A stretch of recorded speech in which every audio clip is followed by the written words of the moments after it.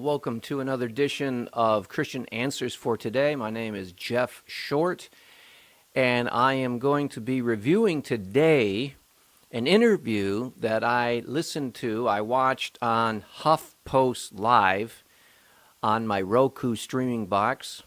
Some of you may be familiar with this internet TV network. It's a new media broadcasting network that is exclusively on the internet, and they have interviews and they have opinions and news, and they run, I think, most of the day. They're not a 24/7 news network. They are mostly just during the daylight hours, and they stream live news I think it's about 8 to 10 hours every day. Now, they are on the far radical left side of the political spectrum, so you would expect all kinds of different views on their network, and you do see those. Now, today I'm going to be talking about an interview they conducted with two 12-year-old girls at a Roman Catholic school in Ottawa, Canada, because they interviewed these girls, and they basically are encouraging these two girls who are attending a Catholic private school in Canada to rebel against their administration, the principals, the faculty, and the teachings of the church that sponsors their school, because they are encouraging these two girls to form and to continue to promote gay rights activism through the use of what is called a GSA, or a Gay Straight Alliance group, on the school grounds as a club in this Roman Catholic school in Ottawa, Canada. So I wanted to share with you this interview and then make commentaries during the interview, and I think you will agree that as we look at this interview, that this is something that is a problem, and it's going to be getting worse, where you have these activists encouraging now even school children to rebel against the church, their parents, the administration, faculty of schools, and it's basically a rebellious act. And so I couldn't believe it when I heard it, when I read it, when I saw it. And I'm going to give you an opportunity to see it, and then I'm going to make some commentary along the way. So let's roll that clip and see if we can see a little bit of it and then make a comment on it. And now for something activisty. Science and atoms and clever things that I'm doing. What? Tell me why! That's right, this is Tell Me Why, where we invite sharp young minds to ask a question or to explain something that they're passionate about. Today we're joined by two 12-year-old activists who are paving the way in Canada. Quinn and Polly have successfully fought against the odds to set up a gay-straight alliance at their Catholic school in the country's capital, Ottawa. To discuss how to make activism work, we're also joined by civil rights attorney Ariva Martin. Thanks to all of you for being here. Polly, why were you interested in creating a gay-straight alliance? How did this all come about?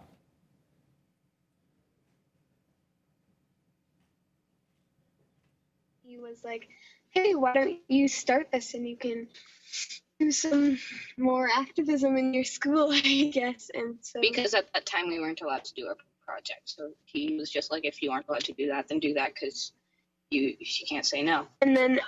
And then at the Gay Straight Alliance, we could work on our project there, but then the project was allowed.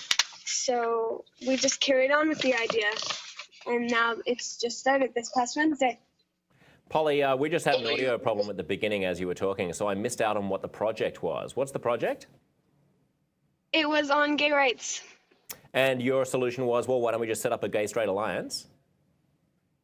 Yeah, because we weren't allowed it, we thought we should start a gay straight alliance. So we can do the project in the school. Got it. During our gay straight alliance. And Quinn, how did how did the principal and your teachers respond to that?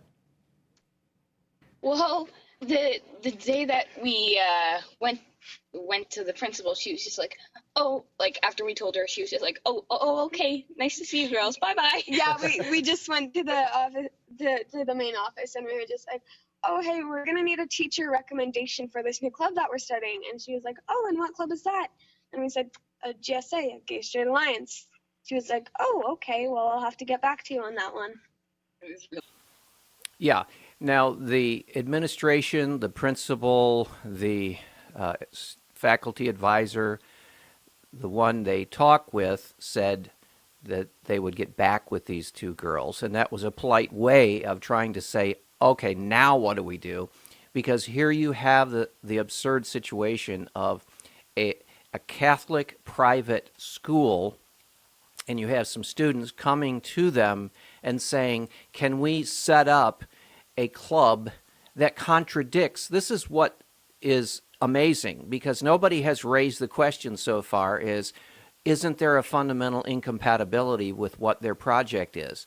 They came to the faculty and the principal and said, we would like to set up on the grounds of our Catholic school a gay straight alliance group. In other words, a group that would promote homosexuality and all of the different other things involved, like the GLBTQ community, the gay, lesbian, bisexual, transgender, and queer community. They want to promote those things on the campus of a private Christian school. And none of the girls right here so far have indicated that there's any kind of problem with that, that they would see that was just no problem at all, and they would just go and get permission and have a club like that. Well, we see that the faculty member who was talking with these girls said, we'll have to get back with you on that, because I'm sure this person was a little bit shocked that there would be some students at this Christian school who would want to set up one of these clubs. Now, of course, these are grade school children. They're not so well knowledgeable. Maybe they don't know much about Catholic theology. Maybe they do know about Christian theology, and they're just trying to test the administration and the school. Or maybe they're actually being used by the parents of these two girls. I don't know. I mean, we do seem to see that there's someone off camera in their interview that they're looking at and maybe coaching them. So I don't know if that's one of their parents or if that's a faculty advisor or somebody. But you can be sure that these two girls didn't come up with all these ideas themselves. They actually came up with them in conjunction with some adults. You can guarantee that. And so we're asking ourselves, I wonder who those adults would be. really funny. And what was your next interaction with them? I assume that they said, sure, go ahead, right? Well, next we had a meeting, and then we were talking about it, and it kept on going. So then the decision was it would happen after your project was presented, and that was presented in March, but it still didn't happen. And they said after We Day, which was April 1st, it still didn't happen then. So then all this stuff happened with timing and teachers and things like that. So we've just started it now, even though we were going to start it in January. Started it now. Has the school come on board? Well, somewhat. They don't really have a choice, maybe? Yeah, sort of like that. Yeah. Now you see here, this is an encouragement of rebellion, because the interviewer here at Huffington Post Live is basically coaching them with the attitude, well, the school really doesn't have a choice in the matter. You two want to do it, and society is changing, and the laws are changing, and so we just have to keep pushing forward. And so you need to just keep going at the administration, keep going at the principal, and wear them down, and eventually get these Christians on board with the whole gay rights activist movement. That's what's being done here. And these two girls are essentially being used as tools of the gay rights movement.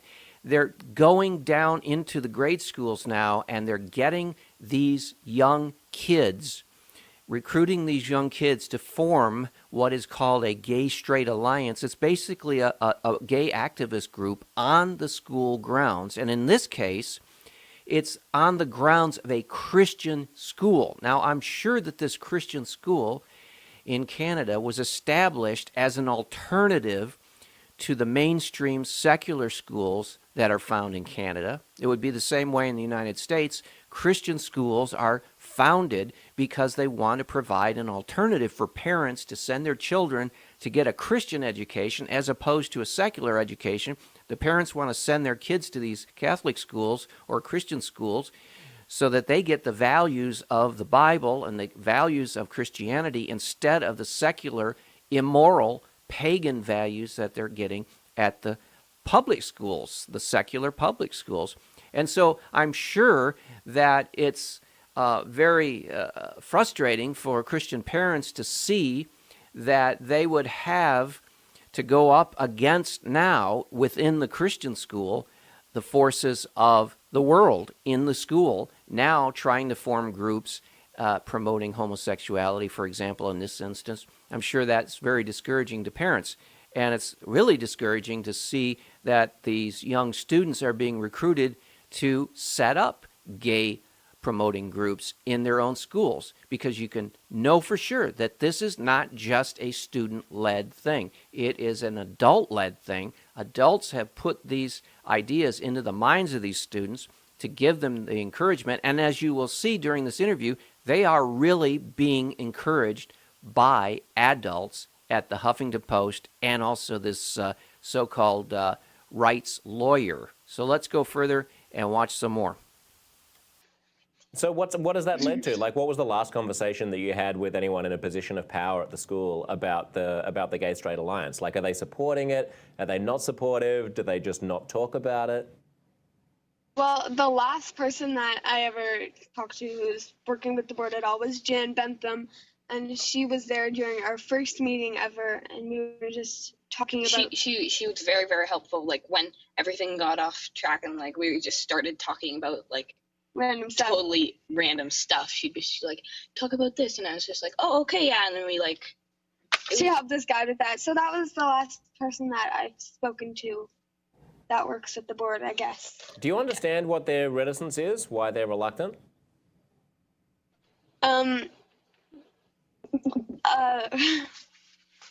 Not much. I guess there's not really a big reason to go against it, right? So Now, it's very interesting at this point because he asked them the question, do you understand why this school would be against what you're doing? And they couldn't come up with a reason. They couldn't understand. Why would the school be against gay rights? Why would the school oppose a gay promoting group on campus? They were totally in the dark. Now, what does that mean? Does that mean that they don't understand basic Christian morality? It must be. It must be that they are not taught at the school basic Christian morality, or they're not taught in their church, or they're not taught in their home. And you wonder, why are they at this Catholic private school if they don't want to be there for the Christian distinctive values that they would be taught? It makes you wonder why parents would spend the money to send their kid to the Christian school when, in fact, they're letting them form these groups that are teaching things contrary to Christianity. So these girls do not understand the whole purpose of a Christian education, obviously, and therefore they cannot understand why the faculty of a Christian school would oppose such a group as the one they're trying to form. It just is mind-boggling how naive these girls are. it doesn't make any sense. Ariva, And we get no explanations ever. It's just, oh, yes, no, nothing. Ariva, the fight for equality is never easy. There are always hurdles. The institutions are always pushing back.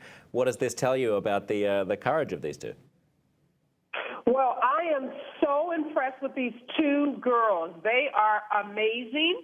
And even though they're just starting their journey of advocacy, I just want to say, girls, you're doing a fantastic job. I'm so proud of you. And I wish 11-year-olds all over the United States take your cue, follow your lead, and, step up the way that you girls have done. But what it tells me is that they've got to get ready for a very long and what might be not so pleasant journey. Whenever you stand up for others, whenever you speak out for others, you can expect some pushback. You can expect some opposition. You can expect that some people won't be receptive. They just won't understand why you are doing what you're doing, and they won't support you. But I want you to know, young ladies, that just because others don't agree with you and others don't share your passion doesn't mean that you shouldn't continue to fight and work as hard as you're working. This is a typical gay rights activist encouraging these girls to keep pressing forward, even in the midst of a Christian institution. This is the degree that the gay activists will go. It's not enough in general society. It's not enough. In Canada, the laws now are almost all in favor of the homosexual agenda. That's not enough. The gay activists, lawyers, and organizers must have total 100% on board with their agenda, and they'll go into the private Christian schools to get it. And so this gay activist is encouraging these girls as much as she can to keep going and doing what they're doing, causing trouble for the administration, causing trouble for the principal, causing trouble for the faculty, disrupting the whole agenda of this private Christian school. She's cheerleading for them. Rah, rah, go ahead. Demolish Christian morality. Demolish Christian values. Good girls. You're brave. Don't give up the fight. All that gibbledy-gosh. And then we see how she continues to encourage these girls, and these girls are eating that all up, I'm sure, because they're on a national platform, this television interview, and so they're going to go back and be encouraged to basically contradict the whole values of their educational institution that they are a part of. Right, Quinn and Polly, the easy path is never the best path. I mean, otherwise we would never have achieved anything positive in the world. But what do you think about the position that the school has taken, and do you think that in a few years' time, maybe a few decades' time, they'll have to recognize that, I guess you guys were right? Oh, yeah. Well, they already know. I guess. You're playing right into the mentality of a child. When they're in rebellion against their parents, when they're in rebellion against authorities, when they're in rebellion against the church, when they're rebelling against anything, and you say, isn't it the case that these people in authority, they're going to know that you're right all along? Of course, kids are going to say, oh yeah, we're right. Everybody knows we're right. They already know we're right. I mean, this is feeding into the rebellious mentality. And somebody needs to step in, some sane, rational adult needs to step in and say, come on, we're talking about a Christian school here that teaches Christian values, and you're encouraging some of its students to actually contradict, rebel, defy authority, and you're trying to encourage them and egging them on in that rebellion. That is disrespectful to all of the authority of this school. And I don't see why these people don't feel ashamed of themselves for using these young girls in this manner. They're using these girls as pawns in a larger chess game. Girls don't even know it, but that's exactly what is happening. We're always right. I definitely think that they regret saying no to our project in the first place. Because there was a lot of, as they say, it started a whole kerfuffle. Kerfuffle. Yeah, what did the kerfuffle look like? Well, the principal's daughter, she, Never mind. Never mind. Okay. I guess it was just Yeah, I that don't want to get we you got expelled, introduced. okay? You can speak freely, but I don't want to get you expelled. We're not going to be talking about I guess the families got involved with everything in the media and everything like that. I guess that was a huge kerfuffle. What do you understand? I asked the same question that I did before. Like, do you understand what the opposition is? Is it a religious thing? Is it just a socially conservative thing? Is it that they don't like gays, or is it that they just don't feel like this is an appropriate institution? I What think is it's like because it's the religious thing, and it's just that. Yeah. You see how the one girl dismisses it as the religious thing. Now, this is a dismissal of the values of Christianity. This is a downplaying. It's treating them as nothing. The values that are found in the Bible, the values of Christianity, the moral and ethical standards that sexual morality that the Bible outlines and Christianity teaches and the church affirms. Oh, that's just the religious thing. And the interviewer asked him, well, what's the problem with the school? Why aren't they all on board? Is it that they hate gay people or whatever? It's a totally misrepresenting of Christian morality and the Christian attitude toward all sin. Christianity doesn't teach hate toward sinners. It teaches that God has standards. He has moral standards. Unlike the world, where it's anything goes, God has standards in his kingdom. And he expects his children to abide by those standards. And one of the standards is no sex outside of marriage and no sex between same-sex people. You can't have a man and a woman having sex. There's no such thing as gay marriage. That would be a violation of God's command. And these are basic and essential moral standards outlined in the Bible and followed all throughout Christian history until the last few decades of the modern era. And now we have the point where these girls can't figure out what this, quote, religious thing has anything to do with what they want to do. What they want to do, whether they know it or not, is they want to promote gay rights. That's what they want to do. And they're being used as pawns in a larger chess game by gay activists. Now, it could be that there are gay activists on the faculty of the school. Who knows? It could be their parents are the gay activists. Certainly the Huffington Post is gay activist. This lawyer is a gay activist. They're all around. And so these girls are simply being encouraged and being promoted in the media now in front of thousands and thousands of people. And they are totally clueless as to why Christianity would oppose them. It's sad to see the vast ignorance of the Christian faith right here.